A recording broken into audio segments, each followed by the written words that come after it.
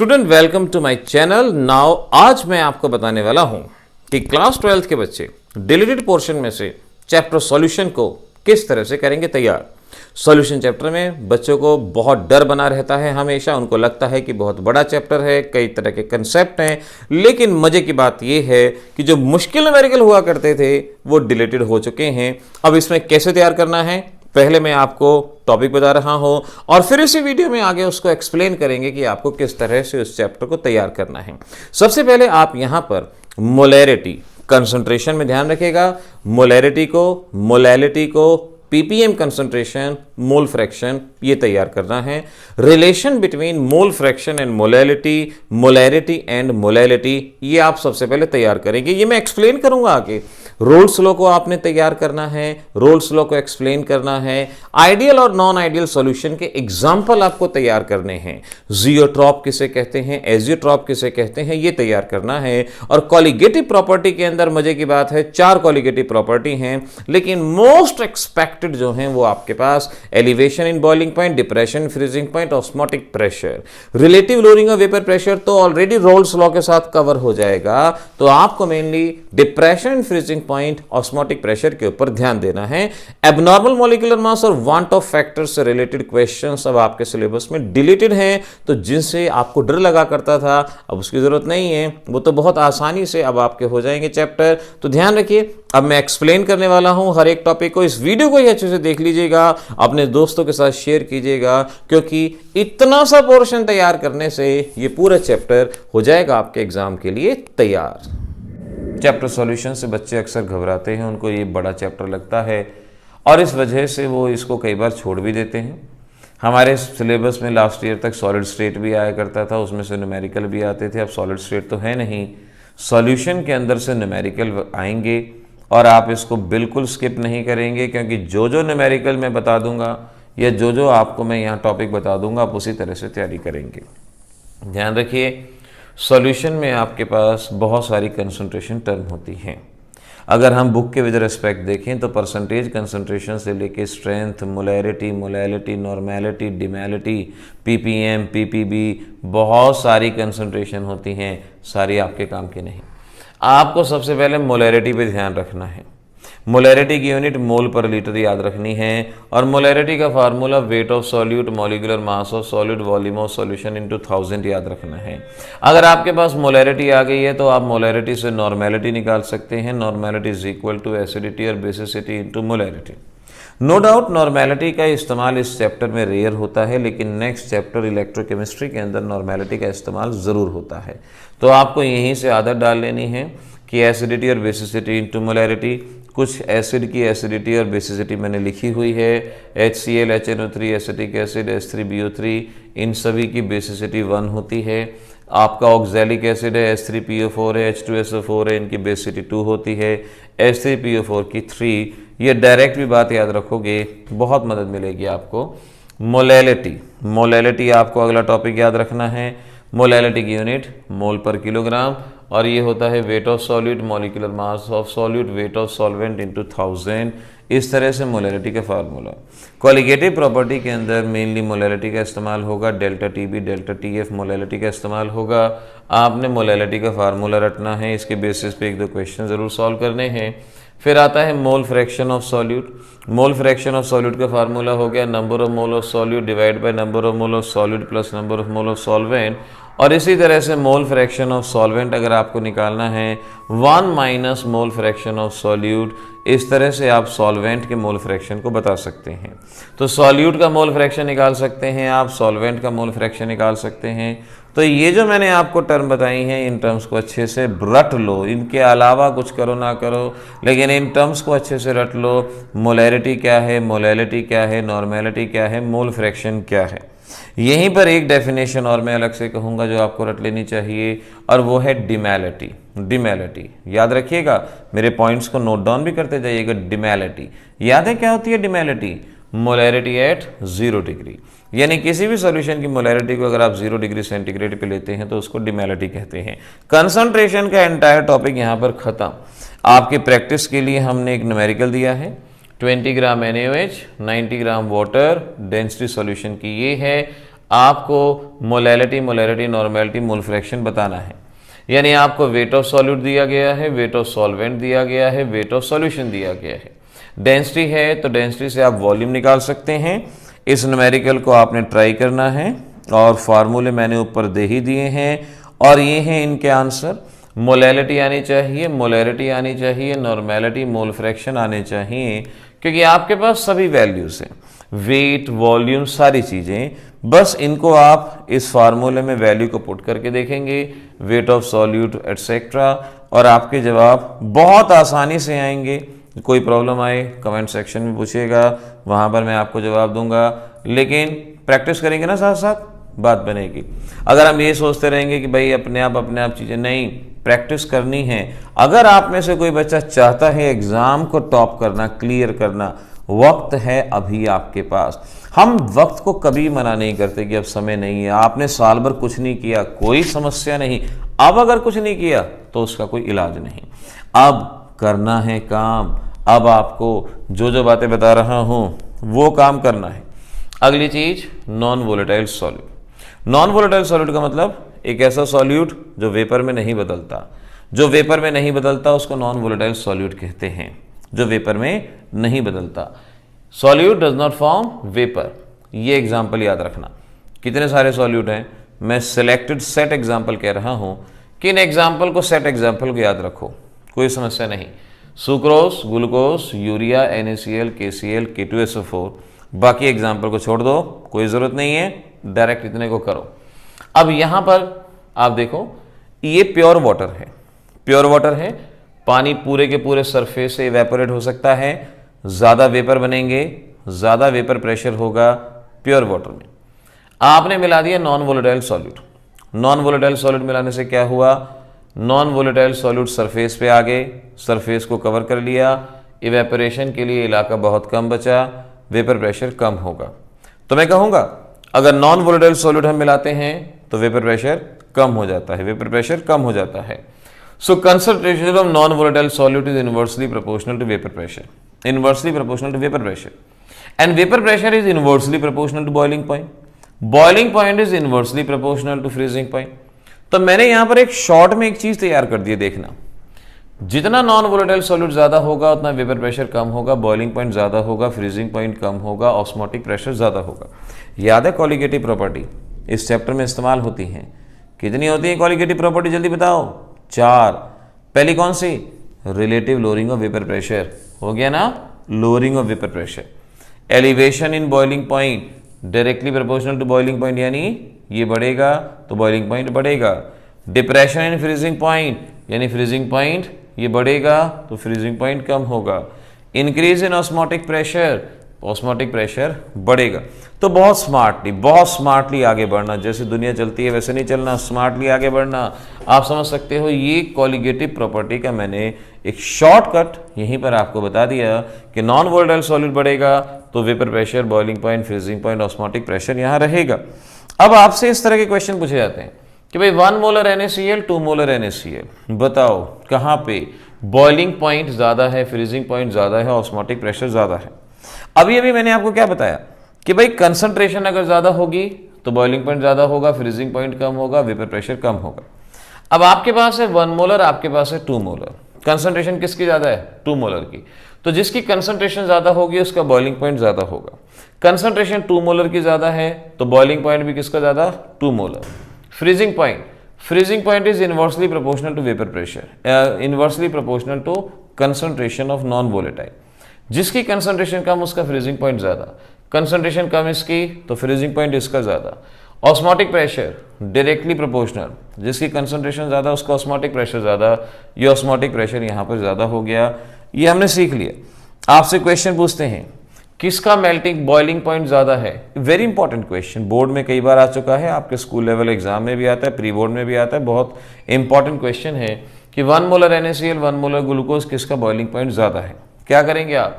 NaCl टूटता है, Na positive Cl negative. Glucose नहीं टूटता क्योंकि कार्बोहाइड्रेट हो, यूरिया हो, डिसोसिएशन नहीं होता। NaCl टूटता है, एक से मिलता है एक सोडियम एक क्लोराइड। अगर ये 1 मोलर है, 1 मोलर ओवरऑल कंसंट्रेशन कितनी होगी? 2 मोलर। Overall concentration 2 molar. ये डिसोसिएट नहीं होता, अगर ये 1 है ये भी 1 है, ये 1 मोलर ये 1 मोलर, ओवरऑल कंसंट्रेशन कितनी होगी 1 मोलर। किसकी कंसंट्रेशन ज्यादा है ओवरऑल, ओवरऑल कंसंट्रेशन देखनी है किसकी ज्यादा है NaCl, और जिसकी कंसंट्रेशन ज्यादा होती है उसका बॉइलिंग पॉइंट ज्यादा होता है। तो बॉइलिंग पॉइंट किसका ज्यादा हो गया 1 मोलर NaCl। बहुत पहुंचा हुआ क्वेश्चन, बुक में देखोगे ना, इसको कॉलिगेटिव प्रॉपर्टी के साथ सॉल्व करते हैं। जरूरत नहीं है ट्रिक्स इस्तेमाल करो, ये पिक्स ट्रिक्स होगी हमारी, पिक्स एजुप्लेक्स चैनल का नाम पिक्स ट्रिक्स, हमारी अपनी ट्रिक्स अपने आप बनेंगी, ये क्वेश्चन सॉल्व होंगे। ये कॉम्पिटिटिव में भी काम आएंगे, बोर्ड में भी काम आएंगे, स्टेट बोर्ड में भी काम आएंगे, प्री बोर्ड में भी काम आएंगे। इन सभी चीज़ों को इसी तरह से सॉल्व करते जाइएगा। अब आपके सॉल्व करने के लिए क्वेश्चन दे दिया, arrange in the order of freezing point. Freezing point में अरेंज करना है, ये चीज़ें हैं, उसी चीज़ को ध्यान में रखते हुए दिमाग लगाइए, ब्रेन लगाइए, सॉल्व कीजिए। जवाब सामने दिया गया है, सॉल्यूशन भी आपको दिया गया है। अगर आपसे वीडियो पॉज करके इसको सॉल्व करो, अगर आपसे सॉल्व ना हो तो आप इसको देख सकते हो। NaCl ऐसे टूटता है, 1 से 2 आयन मिलते हैं, 1 मोलर से 2 मोलरिटी। K2SO4 1 से 2 पोटाशियम 1 सल्फेट, 1 से 2 और 1, अगर ये 1 molar 2 molar 1 molar, overall molarity 3 molar. K2SO4 इस तरह से टूटता है, 1 से मिलते हैं 2 और 1, 0.01 से 0.02, 0.01, 0.03। फ्रीजिंग पॉइंट बताना है, जिसकी कंसंट्रेशन कम होती है उसका फ्रीजिंग पॉइंट ज्यादा होता है। कंसंट्रेशन कम किसकी आई, थर्ड वाले की, कंसंट्रेशन कम फ्रीजिंग पॉइंट ज्यादा, फिर फर्स्ट और फिर सेकेंड। चुटकियों में सवाल सॉल्व होंगे, चुटकियों के अंदर सवाल सॉल्व होंगे, इस बात को ध्यान रखिएगा। मैं आपको सॉल्यूशन चैप्टर ये चाहता हूं कि फटाफट से जल्दी से कैप्सूल फॉर्म में खत्म हो जाए, आपको भी दिक्कत का सामना ना करना पड़े। रोल्स लॉ आपको अगला टॉपिक करना है। रोल्स लॉ होता है 2 तरह का, एक सॉल्यूशन हैविंग वोलेटाइल सॉल्यूट, एक नॉन वोलेटाइल सॉल्यूट। क्या करेंगे आप, आपके पास एक लिक्विड है A जिसका वेपर प्रेशर PA0, एक लिक्विड है B जिसका प्रेशर है PB0। इन दोनों को मिलाया, सॉल्यूशन बनाया, जहां A का मोल फ्रैक्शन XA, B का मोल फ्रैक्शन XB। ध्यान रखना A और B प्योर लिक्विड है, इनको मिला के सॉल्यूशन बना दिया, जहां A का मोल फ्रैक्शन XA, B का मोल फ्रैक्शन XB। हमें बताना है वहां पर A का प्रेशर क्या होगा, PA से रिप्रेजेंट करेंगे, B का प्रेशर क्या होगा, PB से रिप्रेजेंट करेंगे। अगर हम PA से रिप्रेजेंट करेंगे तो रोल्स लॉ ये कहता है कि वहां पर जो A का प्रेशर होगा वो मोल फ्रैक्शन और vapour pressure in pure state का प्रोडक्ट होगा। वहां सॉल्यूशन में जो प्रेशर होगा वो इसका प्योर स्टेट में और मोल फ्रैक्शन। ऑब्वियस ही बात है, जिसका अमाउंट ज्यादा होगा उसी का वेपर प्रेशर ज्यादा होगा, अमाउंट का मतलब मोल फ्रैक्शन, और जिसका प्योर स्टेट में वेपर प्रेशर ज्यादा होगा उसी का ज्यादा होगा। ऐसे ही PB is equal to mole fraction PB0। Definition आ गई, partial pressure of a component, partial pressure of a component in a solution is product of vapor pressure in pure state and mole fraction। ये हमारे पास बात बनी।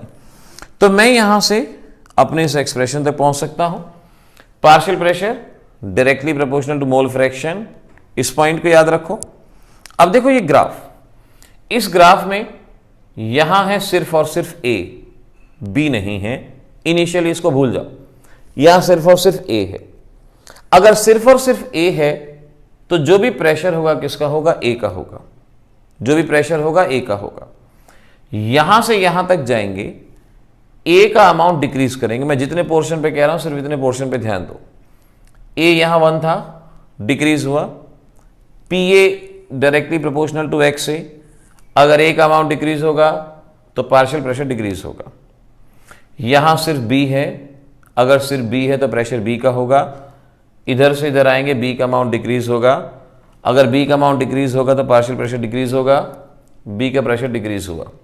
So this is for PA and this is for PB। इनको मिला दिया P total.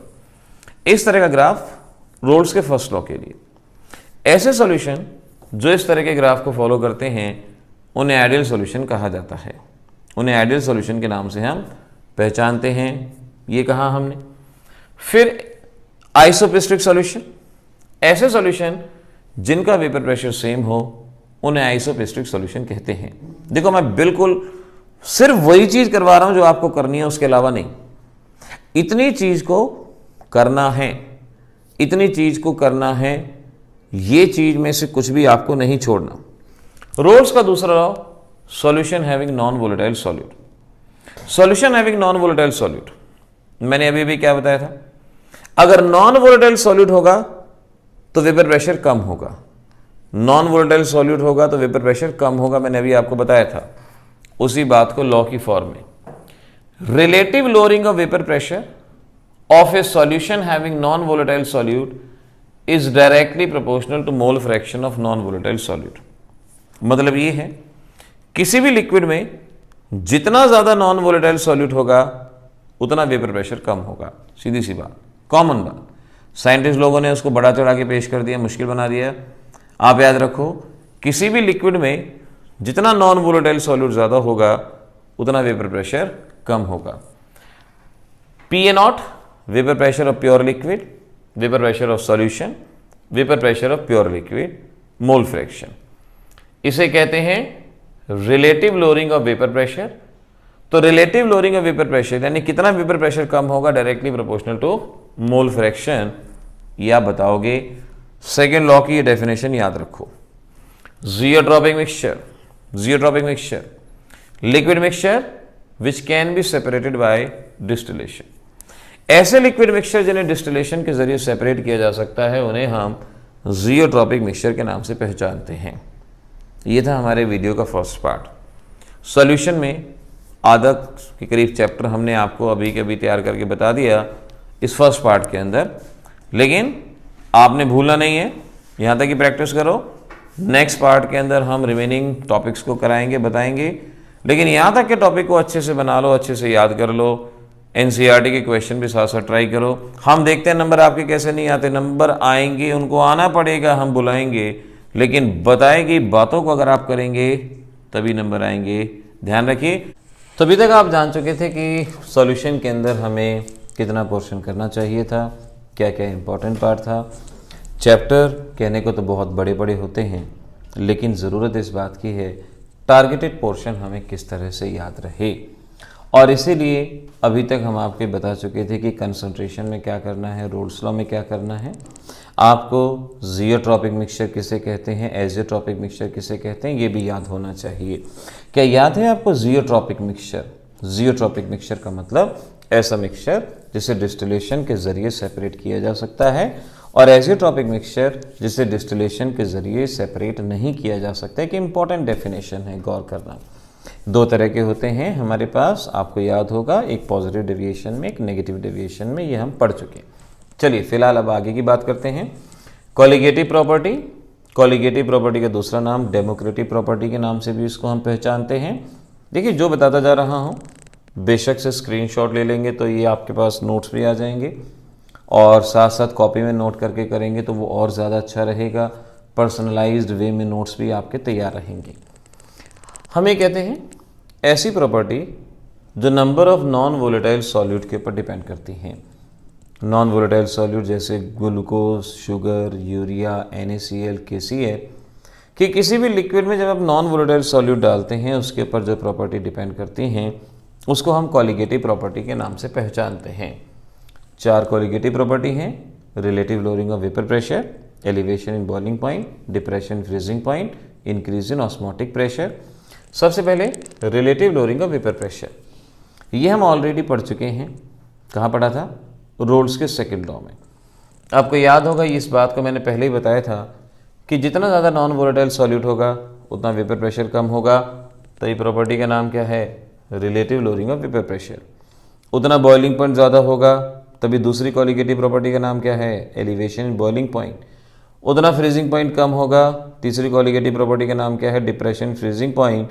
उतना osmotic pressure ज़्यादा होगा, चौथी कॉलिगेटिव प्रॉपर्टी है increase in osmotic pressure.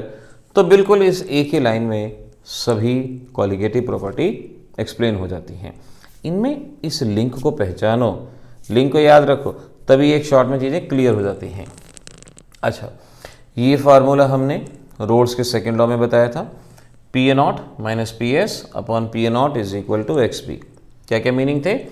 PA0 था vapour pressure of pure solvent, PS था vapour pressure of solution, XB है mole fraction of solute. Mole fraction of non volatile solute. Mole fraction का formula number of mole of B divide by number of mole of A plus number of mole of B. अगर बहुत ज़्यादा dilute solution है तो B ए के comparison में बहुत कम होगा। हम बी को ए के कंपैरिजन में नेगलेक्ट कर सकते हैं और अपनी आसानी के लिए इस फार्मूले का इस्तेमाल कर सकते हैं। वैसे तो ये फार्मूला इस्तेमाल होना चाहिए डाइल्यूट सॉल्यूशन जिनकी कंसंट्रेशन 5% से कम है, लेकिन बोर्ड एग्ज़ाम में आप हमेशा ही इसका इस्तेमाल करो। आप जब भी कैलकुलेशन करो हमेशा इस फार्मूले का इस्तेमाल करो, आसानी रहेगी। ईजीली आप अपने इस फार्मूले से चीज़ें बता सकते हैं। तो number of mole of solute, number of mole of solvent, vapour pressure of solvent, vapour pressure of solution. ध्यान रखना, मोलैलिटी निकालने को कहा जाता है। अक्सर इस तरह के न्यूमेरिकल में आपसे कहते हैं कि मोल फ्रैक्शन निकालो और मोलैलिटी निकालो। तो यहाँ से मोल फ्रैक्शन ऑफ सॉल्यूट निकाल सकते हो। तो मोलैलिटी का formula mole fraction of solute upon mole fraction of solvent. अगर आपके पास सॉल्यूट का मोल फ्रैक्शन आ गया तो शायद आप जानते हैं 1 minus mole fraction of solute is equal to mole fraction of solvent, molecular mass of solvent into 1000। फार्मूलों को समझना बहुत ज़रूरी होता है, कई बार आप उसी बात पे ध्यान नहीं देते हैं। फार्मूलों को अच्छी तरह से समझिए। जब न्यूमेरिकल की स्टेटमेंट आएगी तुरंत की तुरंत वैल्यू पुट होगी, तुरंत की तुरंत जवाब जाएगा।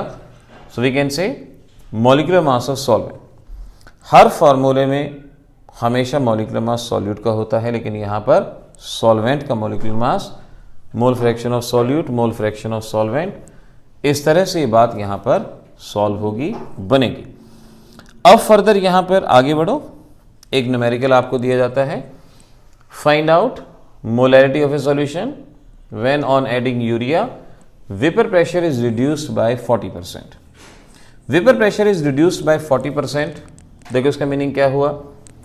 प्योर सॉल्वेंट का वेपर प्रेशर अगर 100 है, प्योर सॉल्वेंट का अगर वेपर प्रेशर 100 है तो सॉल्यूशन का वेपर प्रेशर 40 यूनिट डिक्रीज हो गया, रिड्यूस्ड बाय 40%। 100 में से 40 यूनिट डिक्रीज हुआ तो कितना बचा? 60। ये ऐसे भी हो सकता था कि vapour pressure is reduced to 40। अगर रिड्यूस्ड टू 40 होता तो वेपर प्रेशर ऑफ सॉल्यूशन होता 40, लेकिन ये है रिड्यूस्ड बाय 40। और put the value PA0 100, 60, 100, mole fraction of solute आ गया 0.5। अब जब मोल फ्रैक्शन ऑफ सॉल्यूट आ गया, मोलैरिटी निकालनी है। Mole fraction of solute 0.4, mole fraction of solvent मैंने बताया 1 minus mole fraction of solute यानी 0.6, 18 इंटू 1000, जवाब आ गया। तो इस एक ही न्यूमेरिकल की प्रैक्टिस कर लेना हमारे लिए बहुत रहेगा, इससे हमारी बात बन जाएगी। एलिवेशन इन बॉइलिंग पॉइंट, इस पे गौर करो क्या कहता है। अब एक आप पानी का बॉइलिंग पॉइंट मेजर करते हैं 100 डिग्री, और उस पानी में शुगर मिला के बॉइलिंग पॉइंट मेजर करते हैं, कभी भी 100 नहीं आएगा, 100 से ज़्यादा आएगा, क्योंकि non volatile solute boiling point बढ़ाता है। लेट आपको बॉइलिंग पॉइंट की डेफिनेशन पता हो। बॉइलिंग पॉइंट वो टेम्परेचर है जब किसी भी लिक्विड का वेपर प्रेशर एटमॉस्फेरिक प्रेशर के बराबर होता है। लिक्विड का वेपर प्रेशर एटमॉस्फेरिक प्रेशर के बराबर होता है। लेट यहाँ पर वेपर प्रेशर है, यहाँ टेम्परेचर है, ये सॉल्वेंट है। सॉल्वेंट का वेपर प्रेशर आपको किसी भी टेम्परेचर पे दिया गया है। आप सॉल्वेंट को बॉईल करना चाहते हैं, आप इसको हीट करेंगे, टेम्परेचर बढ़ाएंगे, टेम्परेचर बढ़ाएंगे, वेपर प्रेशर बढ़ेगा बढ़ेगा बढ़ता जाएगा। एक कंडीशन आएगी एटमॉस्फेरिक प्रेशर के बराबर होगा। वो टेम्परेचर जब ये एटमॉस्फेरिक प्रेशर के बराबर होगा, इसे बॉइलिंग पॉइंट ऑफ सॉल्वेंट कहा जाएगा। T0 से रिप्रेजेंट किया जाएगा boiling point of solvent. Video को बेशक से बार बार रिवाइंड करके देखो, पॉज करके देखो, साथ साथ लिख के देखो। मिनिमम में मैक्सिमम आपको यहाँ पर इंफॉर्मेशन दी जा रही है। अब आपने इस सॉल्वेंट में नॉन वोलेटाइल सॉल्यूट मिला दिया। अभी पिछले टॉपिक में बताया था कि सॉल्वेंट में अगर नॉन वोलेटाइल सॉल्यूट मिलाओगे तो वेपर प्रेशर कम हो जाएगा, वेपर प्रेशर डिक्रीज हो जाएगा। सॉल्वेंट में नॉन वोलेटाइल सॉल्यूट मिलाया तो वेपर प्रेशर डिक्रीज हो गया। वेपर प्रेशर डिक्रीज हो गया तो सॉल्यूशन का वेपर प्रेशर इतना हो गया। अब आप इसको बॉईल करेंगे। बॉईल करने का मतलब हीट करेंगे। जैसे जैसे हीट करेंगे वेपर प्रेशर बढ़ेगा बढ़ेगा बढ़ता जाएगा। एक कंडीशन आएगी एटमॉस्फेरिक प्रेशर के बराबर होगा। इसे बॉइलिंग पॉइंट ऑफ सॉल्यूशन कहा जाएगा। प्योर सॉल्वेंट का बॉइलिंग पॉइंट इतना था, सॉल्यूशन का इतना है, यानी सॉल्यूशन का बॉइलिंग पॉइंट बढ़ गया और ये जो इंक्रीज इन बॉइलिंग पॉइंट हुआ इसे एलिवेशन बॉइलिंग पॉइंट कहेंगे। Elevation in boiling point, delta TB से इसको रिप्रेजेंट किया जाएगा। सो डेल्टा टीबी किसके बराबर होगा? डेल्टा टीबी निकालना हो किसके बराबर होगा? TB minus T naught, TB minus T naught, यानी boiling point of solution minus boiling point of solvent, ये बनेगा आपके पास। इस ग्राफ को अच्छे से याद रखना एग्जाम के लिए, vapour pressure versus boiling point का ग्राफ रहेगा। एग्जाम में पूछते हैं vapour pressure versus boiling point, आप इस ग्राफ को बनाएंगे। अभी मैंने बताया था कि concentration of non volatile solute जितनी ज़्यादा होगी उतना बॉइलिंग पॉइंट ज़्यादा होगा, तो मैं कहूँगा delta TB directly proportional to concentration, directly proportional to concentration. Concentration का बेस्ट मेथड है molality, molality. So delta TB is directly to molality, proportionality का साइन हटाया, के बी इंटू एम, ये बना। Now you can understand K B, K B का नाम है molar elevation constant. K B को मोलर एब्यूलियोस्कोपिक कांस्टेंट भी कहते हैं, मोलर एलिवेशन और मोलर एब्यूलियोस्कोपिक कांस्टेंट। अगर मोलैलिटी 1 हो तो delta TB is equal to K B, K B को डिफाइन कर सकता हूं elevation in boiling point when molality is 1, उसे के बी कहा जाता है। K B delta TB upon M, delta TB की यूनिट केल्विन, मोलैलिटी मोल पर किलोग्राम, के बी की यूनिट आपके सामने केल्विन किलोग्राम मोल इनवर्स, याद रखना। And one of the important thing is that के बी की वैल्यू वाटर के लिए अगर एग्जाम में न्यूमेरिकल में नहीं दी गई तो आप 0.512 लेके इसको सॉल्व करेंगे। 2001 में इस तरह का वाकया हो चुका है, एग्जाम में वैल्यू नहीं दी गई थी, बच्चों ने रिप्रेजेंट किया, बोर्ड ने नहीं सुनी, उन्होंने कहा कि आपको ये वैल्यू पता होनी चाहिए। तो इसीलिए हम बार बार उसी वक्त से हम बार बार बच्चों को ये कहते हैं कि भाई ये वैल्यू आप याद रखने की कोशिश करेंगे, ये वैल्यू कुछ इस तरह से रहेगी। अभी हमने देखा कि non volatile solute boiling point बढ़ाता है, बॉइलिंग पॉइंट बढ़ाता है। ऐसा कोई भी सब्सटेंस जो किसी भी लिक्विड का बॉइलिंग पॉइंट बढ़ाता है उसे कूलेंट कहते हैं। तो ऐसे नॉन वोलेटाइल सॉल्यूट को कूलेंट का नाम दिया जाता है जो बॉइलिंग पॉइंट इंक्रीज करता है। So what is the coolant? Substance which increases the boiling point of a liquid is called as the coolant, याद रहेगा। What is the use of coolant in the cars? आपने देखा हो जब गाड़ियां बहुत तेज देर तक चलती हैं तो इनके इंजन गर्म हो जाते हैं। पहाड़ों पे कभी अगर जाएं तो आप देखेंगे पहाड़ों में बीच रास्ते में गाड़ियां रुकी हुई होती हैं, उनके बोनट खुले हुए होते हैं, क्योंकि ज़्यादा वर्क करने की वजह से इंजन गर्म हो जाता है और इंजन गर्म हो जाता है तो पानी उड़ जाता है, तो उसको ठंडा करने के लिए उसको ओपन करके छोड़ा जाता है। तो अगर हम कूलेंट डाल देंगे तो कूलेंट पानी को इवेपोरेट नहीं होने देता, उसका बॉइलिंग पॉइंट बढ़ाता है। So it increases the boiling point of water present in the car radiator and prevent excessive heating of the car. इस तरह से न्यूमेरिकल्स आपको इसके ऊपर ज़रूर ट्राई करने चाहिए। हमने ऑलरेडी चैनल पे वीडियोस अपलोड किए हुए हैं जहां एलिवेशन बॉइलिंग पॉइंट के ऊपर न्यूमेरिकल सॉल्व किया है, लिंक आपको डिस्क्रिप्शन में देंगे, आप वहां से सॉल्व कर सकते हैं। अदरवाइज आने वाले समय में मैं इसके वीडियो और भी बनाऊंगा और बात बनेगी।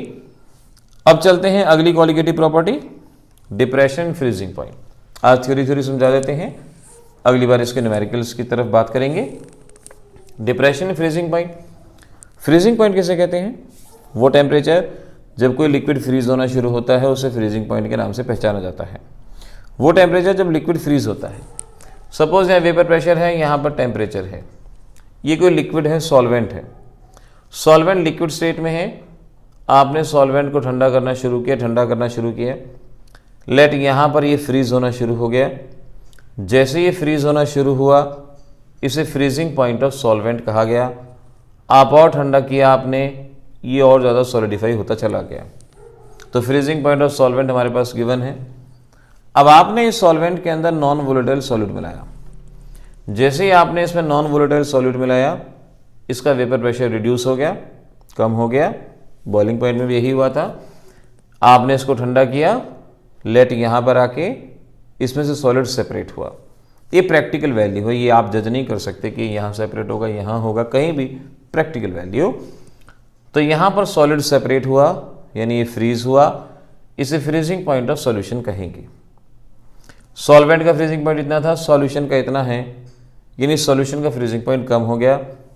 जितना कम हुआ इसे डिप्रेशन फ्रीजिंग पॉइंट यानी डेल्टा TF कहेंगे। बॉइलिंग पॉइंट इंक्रीज हुआ था, फ्रीजिंग पॉइंट कम हुआ, डिक्रीज हुआ, डिप्रेशन फ्रीजिंग पॉइंट इसे कहेंगे। तो मैं कहूँगा डेल्टा TF किसके बराबर होगा?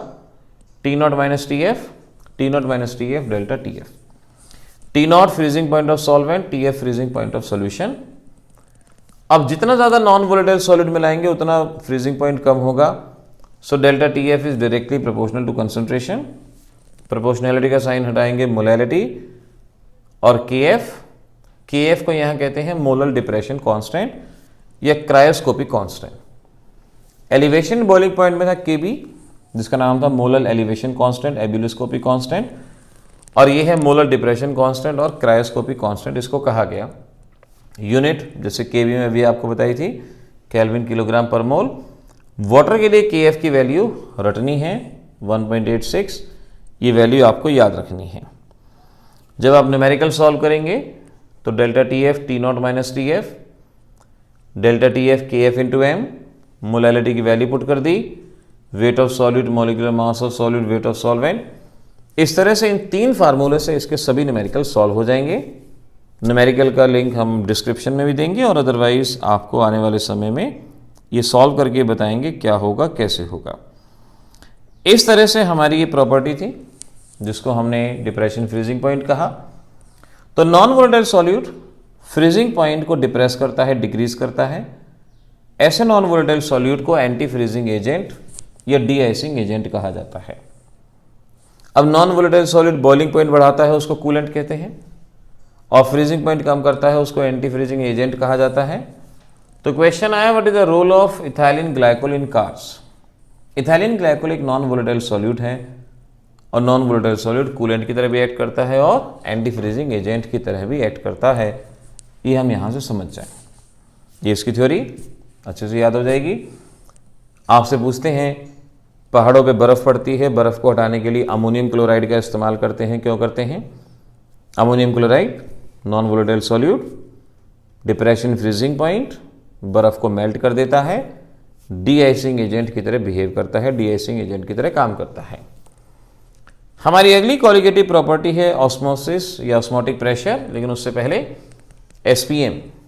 आजकल SPM शब्द बहुत इस्तेमाल होता है, सेमी परमेबल मेम्ब्रेन, जिसका मतलब एक ऐसी मेम्ब्रेन जो अपने में से सिर्फ और सिर्फ सॉल्वेंट पार्टिकल को पास होने दे, उसे सेमी परमेबल मेम्ब्रेन कहते हैं। Natural SPM animal cell membrane या एग मेम्ब्रेन। आर्टिफिशियल में याद रखना कॉपर फेरोसाइनाइड या पर्चमेंट पेपर, ये एग्जाम्पल, इनमें से कोई आपको एक एक एग्जाम्पल याद रखने होंगे। अब ऑस्मोसिस देखो क्या होता है। एक टैंक है, टैंक में ये सेमी परमेबल मेम्ब्रेन लगा रखी है, यहाँ कंसंट्रेटेड सॉल्यूशन है और यहाँ डाइल्यूट सॉल्यूशन, कंसंट्रेटेड सॉल्यूशन। यहाँ एक थोड़ी देर तक पड़ा रहने दिया। जब आपने इसको थोड़ी देर तक पड़ा रहने दिया, आप क्या देखेंगे? सॉल्वेंट के मॉलिक्यूल डाइल्यूट से कंसंट्रेटेड की तरफ जाएंगे। कौन से जाएंगे? सिर्फ और सिर्फ सॉल्वेंट।